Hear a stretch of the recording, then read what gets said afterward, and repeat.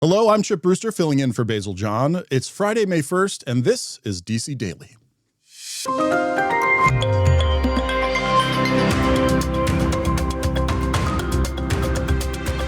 Welcome in, everybody. For those that normally see me on your TVs, you're probably seeing me as a part of Across America Good News Edition. Well, last week, Basil filled in for me when I was out, and guess what? Tag team, it's my turn to fill in for him for a show that he typically hosts. So this being the Friday that we're recording DC Daily, we're keeping the true DC Daily style, that being a roundtable. And so even though I'm in the Chicago office of the DC Bureau, I have two of our Washington correspondents to join me in discussing the week's news. That is Maddie Biertempfel and Gabrielle Caracciolo. Thank you so much for taking the time out of your busy schedules. And I know they're busy because I looked at the topics for this week. What was it like being in DC with the war in Iran and the War Powers Act, the DHS funding, the Royals visiting? I have to imagine you guys have been nonstop. Yeah, especially weeks right before Congress goes on recess. They tend to jam a lot in, and then the King's visit really just added on top of all of that. So certainly a very hectic week here. Yeah, never a dull moment in DC. Oh, good. Keep you guys interesting. I know certainly the day-to-day keeps you on your toes. So we are going to hit those topics that I just mentioned, and we will start with the conflict in Iran, the War Powers Act. That is the big news of the week. There's a debate about that. But before we discuss, we will hear first from the Senate Minority Leader, Senator Chuck Schumer. The Democrat leader is recognized. Mr. President, in just a few hours, it'll be 60 days since Donald Trump officially notified Congress he was dragging us into one of the most foolish foreign misadventures in American history. Pete Hegseth can't just hit the pause button on that countdown, not when American troops are in harm's way. For 60 days, Trump has blundered, stumbled, and straggled through this mess of his own making. For 60 days, prices on everything from gas to groceries have soared at a rate not seen in years. For 60 days, military families have stayed up at night praying their loved ones won't join the ranks of the brave 13 American service members killed and nearly 400 wounded. And after 60 days, Republicans have sat idle. Well, I say to my colleagues, time's up. Republicans, stop sitting out. Start speaking up. The American people have had enough. They've been calling for peace for weeks. Americans literally cannot afford this war drag on, not when gas costs $4.30 a gallon, $4.30 a gallon, and inflation just hit a record for over 3 years for 3.5%. Higher inflation than we've had in a long time, and that means people pay more for just about everything. This sixth vote on the Democratic War Powers Resolution is different than the first five. The 60-day threshold of war powers is upon us. No more dodging, no more hiding, no more shirking. Republicans need to help us end this illegal, costly war. They should have done it long ago. The most important vote a senator can take is on matters of war and peace. I owe our Republican colleagues to show an ounce of courage our brave members are showing in the field every day as this war continues, and to do what's right. Do your duty. Yield the floor. So we're hearing there from Senator, again, the Minority Leader, which means there is some inherent politics at play here, partisan politics. Gabrielle, could you kind of catch us up, though, on what it is he was talking about? Where is the debate at with the War Powers Act and that 60-day timeline? Yeah, the key thing this week has been that 60-day timeline, because Democrats argue now that it has been 60 days and more than 60 days since the start of the war with Iran, that a war powers resolution needs to be voted on, that Congress now needs to get involved in authorizing any further military action. But we heard from the Trump administration this week saying, actually, because there is a ceasefire and the war is essentially on pause, in the administration's view, that there is no need for this war powers resolution. Congress does not need to get involved because of the ceasefire and the hope for eventual negotiations. And that has been a big debate between the Democrats and Republicans. At what point, if any, does Congress need to get involved and actually vote to authorize military action? And it's an interesting debate, too, because the attempt there by the administration is not to say, no, you don't need to vote. It's just to kick the can down the road a bit further when a ceasefire potentially ends and that clock would restart, according to them. Yeah, and the administration has said that there hasn't been an exchange of fire since this ceasefire started. Now, the ceasefire is on pretty shaky ground right now. We haven't really seen progress in negotiations between the U.S. and Iran. Iran's latest proposal was that they would push back negotiations on their nuclear program and then, at a later date, come to some kind of an agreement on that. But President Trump has been clear that any kind of deal to officially end this war would have to involve some kind of concession from Iran when it comes to their nuclear ambitions. So we don't have, we're still at a stalemate when it comes to ending the war officially with some kind of deal. But yeah, that ceasefire is what the administration is really saying is the reason that this 60 days timeline isn't necessary. Now, there's another part of that war powers resolution that says at that 60-day point, the president could write to Congress to request to authorize another 30 days, an extension of that. But that's not something we've seen so far. So remains to be seen where that line stands. And it's kind of a thorny legal question now. And Democrats are going to keep bringing this up and trying to have votes on it, trying to pass one of these resolutions and see if over time some Republicans might vote with them the longer this drags out. So each time we talk about a war powers resolution, unless the war fully ends, it's not going to be the last. Democrats will bring this up time and time again. And I know this is D.C. Daily, what's happening there in D.C., but I'm curious if either of you have had the chance to report in the last week on how those negotiations are going, because a lot of the messaging that the American people get are directly from President Trump. We're not hearing as much from the negotiating team, whether that's on the U.S. side, the Iran side, or the Pakistani mediators. Yeah, that's true. We did hear from Pakistan's one of their leaders today or this week saying that they are open to continuing to host peace talks and that there are indirect negotiations going on. But we did hear a pretty defiant message from Iran's supreme leader this week as well. It's unclear how he's doing right now, but he's putting out these messages through Iranian state television read by an anchor. And basically, he put out a message this week saying Iran will protect its nuclear capabilities.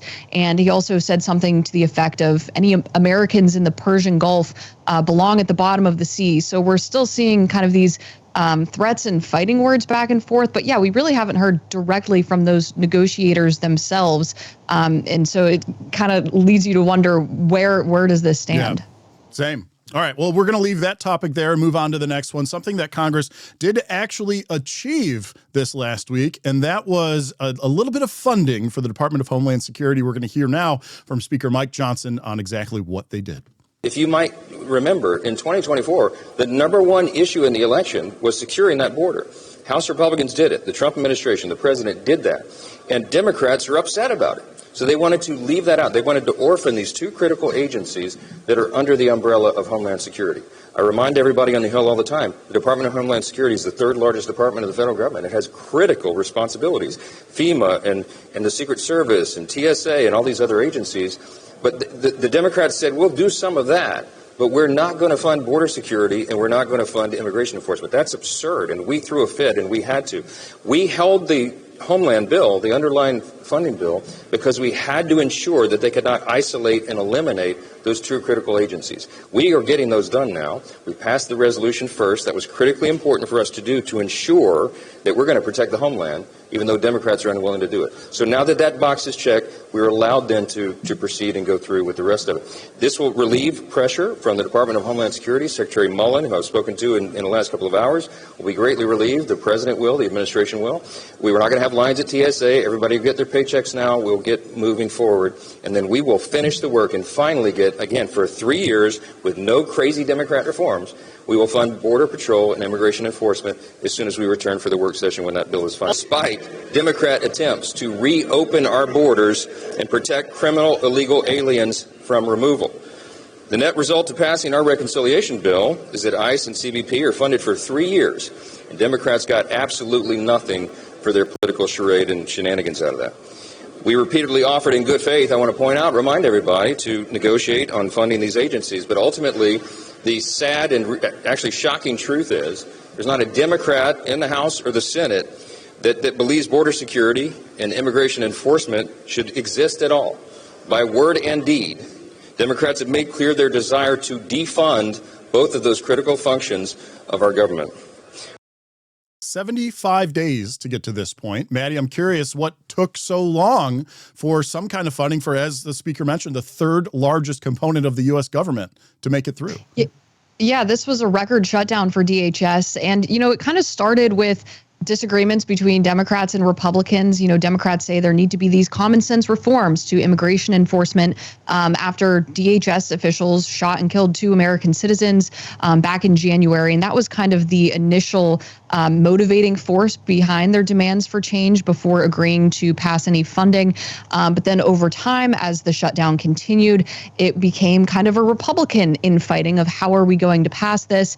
The Senate had approved legislation, but then the House would not agree to it. And so they decided to go forward on their own two-track plan, basically, to say we're going to fund DHS minus ICE and CBP in one case, and then we're going to try to fund those other immigration enforcement operations through a process called reconciliation, which is kind of a party line deal where you only need a simple majority. So essentially, it makes it easy to pass something without the Democrats for Republicans.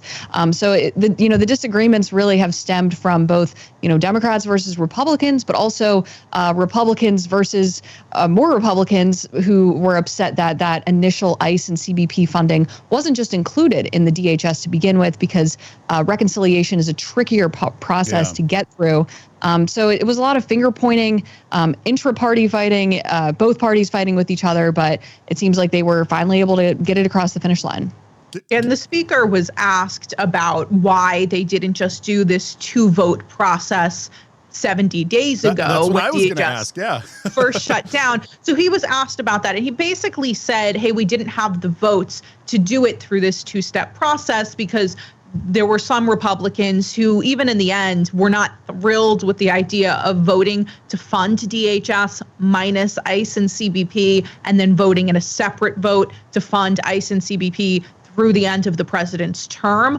But that is what they ultimately did. That reconciliation process, the simple majority that Maddie was talking about, required a lot of negotiating behind closed doors with Republicans about different things they wanted to see within the party. And so the speaker basically said, hey, we didn't have the votes. We didn't have the ability to do that before. They also wanted to guarantee that the ICE and CBP funding in a separate vote would pass before they voted to fund the rest of DHS, because they did not want to just give, essentially from the Republican point of view, give Democrats their way and fund DHS without ICE and CBP unless they knew that they had another way to get those agencies funded. So, both sides are almost saying, hey, we won here, because Democrats are saying, hey, you should have been doing this all along. This is the vote we did want to happen immediately for DHS minus ICE and CBP, but Republicans are saying, no, this was Democrats that held, the funding hostage for this long, and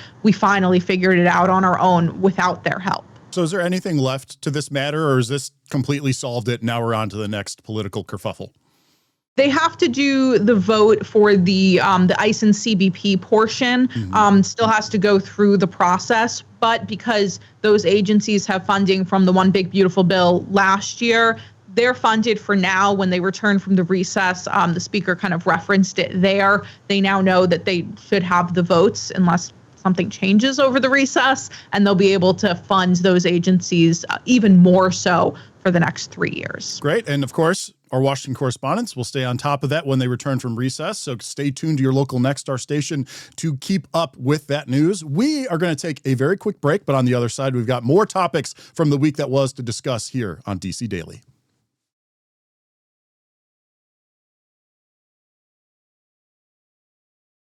And we are back here on DC Daily. This is our weekly Friday roundtable where we look back at some of the major headlines out of the nation's capital from the past week. And joining me are two of our Washington correspondents.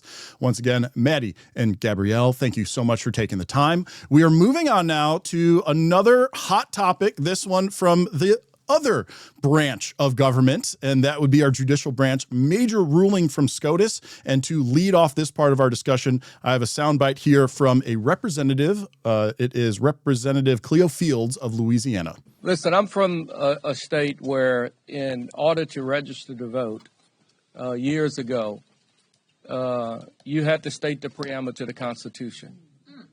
I'm from a state that basically said you had to own property in order to register to vote. This is not new for me. I've been down this road before. 33 years ago, the same court and the same plaintiffs, for the most part, filed a lawsuit against at that time, the 4th Congressional District. And they basically said that it was a racial gerrymander. And the courts ruled that they were right. The legislature went back and eliminated the district. Here we go again. I've never served a day in Congress without a lawsuit in the Supreme Court. Louisiana's minority population is over 33% black. People have a right to participate in their democracy. If you tell me that I got to jump a certain height, I could probably do that. Tell me I got to run a certain district, distance, I could probably do that too. But if you tell me I have to be white to serve in Congress from Louisiana, I can't do nothing about that. I need some help from my government. So he mentioned it. This is not the first time that this topic has been debated in courts and a ruling even issued. What, if anything, makes this SCOTUS ruling different from past ones? Well, what's really interesting there, Rep. Fields, is the one who, it was his district in particular that the Supreme Court was examining. His district, as the Supreme Court described it, kind of snakes throughout the state. It's about 200 miles from start to finish of the district. And it was done in that way because the Voting Rights Act had given had said that when you're creating the maps in these states, you need to ensure that there is a viable option for minority communities to elect the candidate of their choice. And so in Louisiana, there's 2 different minority representatives out of their House delegation there. And so he's the kind of the second one. The first one was not debated, but because he's the second of their 2, there had been some debate, and there has been debate for years over whether or not they needed 2 in order to comply with the Voting Rights Act, or did they need just 1? And was this too much of a gerrymandering, kind of snaking and making a weird border for the district in order to get a certain outcome?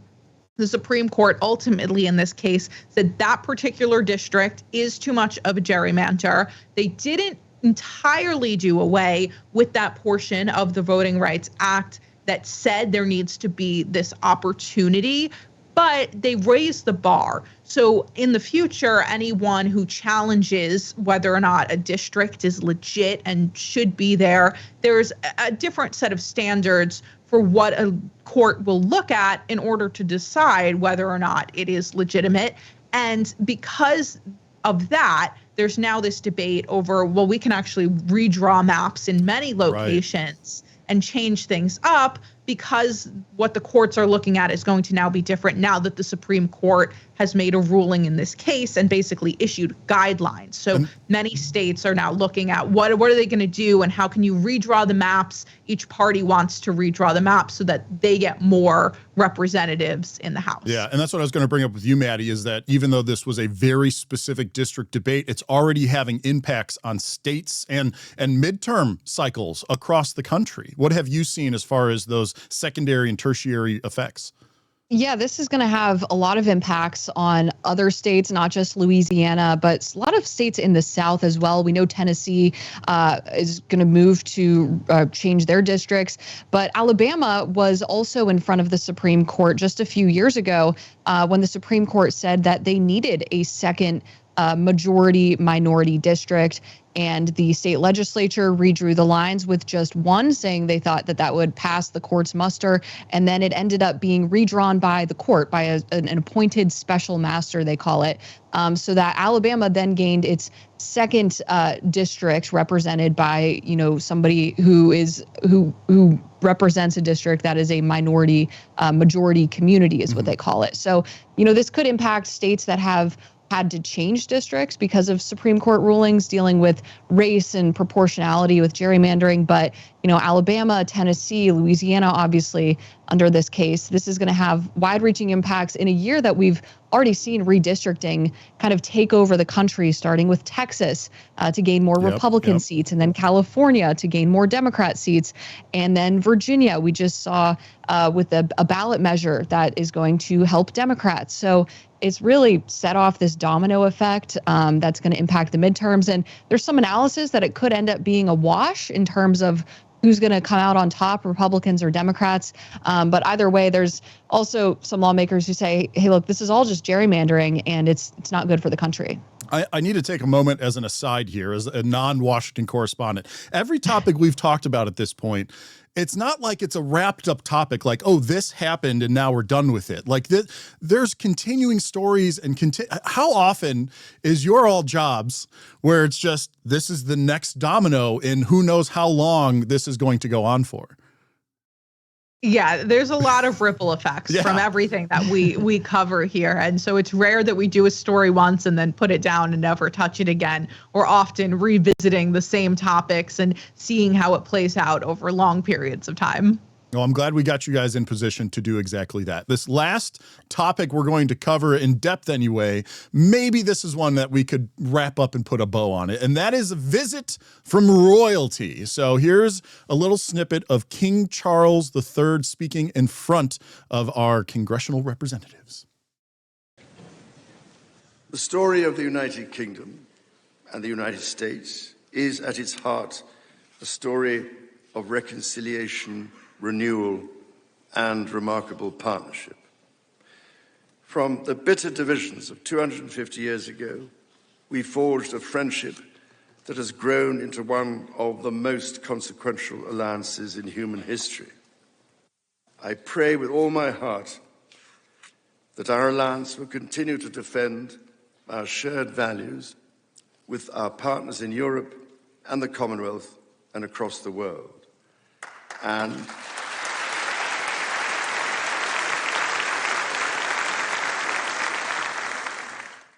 that we ignore the clarion calls to become ever more inward-looking.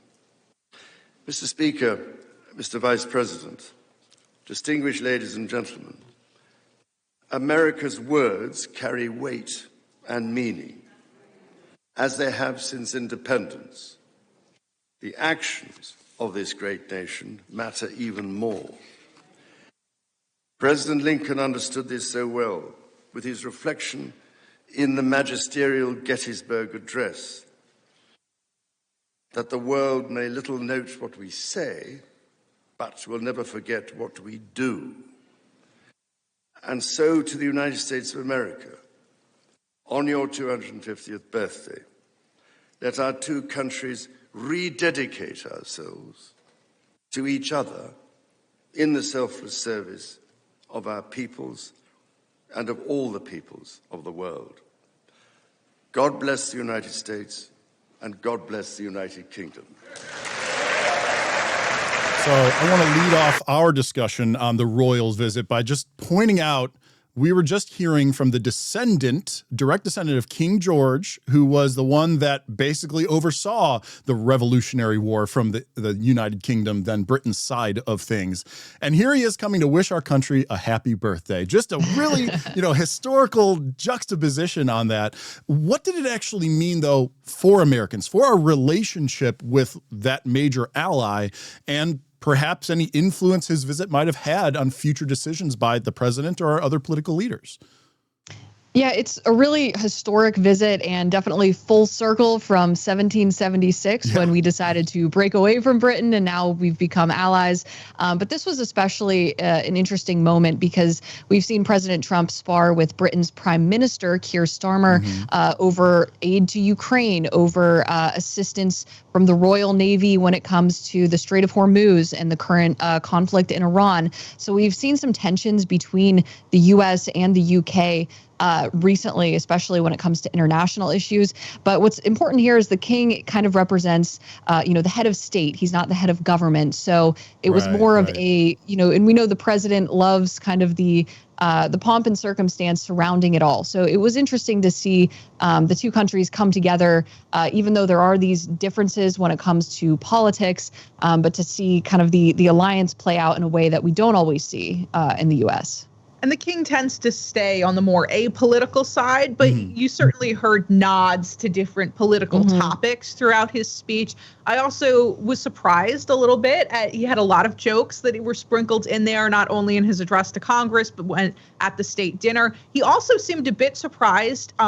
In the U.S., Congress will often applaud at certain points, stand up even during speeches. That is different than what happens in Parliament, where they kind of you hear here and they're like a lot quieter, a little tamer. And there were a couple times towards the beginning watching the speech where he seemed caught off guard by the fact that he had to kind of pause for so long to allow some applause to play out.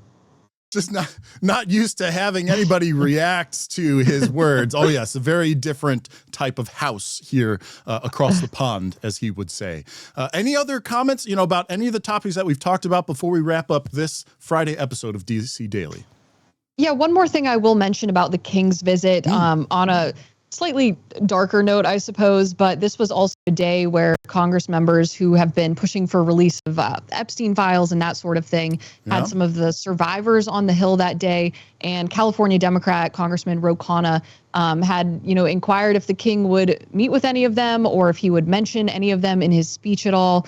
His brother, former Prince Andrew, was arrested earlier this year over misconduct allegations that he denies. But there was some question whether he may allude to any of those victims in the speech. And the palace after the speech said he did. But later, it was found that line was in saying that, we as both countries support victims in kind of a broad sense without mentioning anything specific. But I think that was something people were watching for since it's an issue that's also kind of connected both the U.S. and the U.K. Yeah. Gabrielle, any closing thoughts? No, I think it was really interesting to see the king come because it had been so long, especially since there was an address to Congress. His mother was the first and only other part of the royal family, member of the royal family, to actually give a joint address to Congress. So it was a very, very unique thing to see happen at this point in time. All right. Well, ladies, thank you both for joining me to wrap up the week's headlines there in D.C. And again, Basil John out today, but we are planning for him to come back next week. So until I see you on another program, I'm Chip Brewster. Take care, everybody.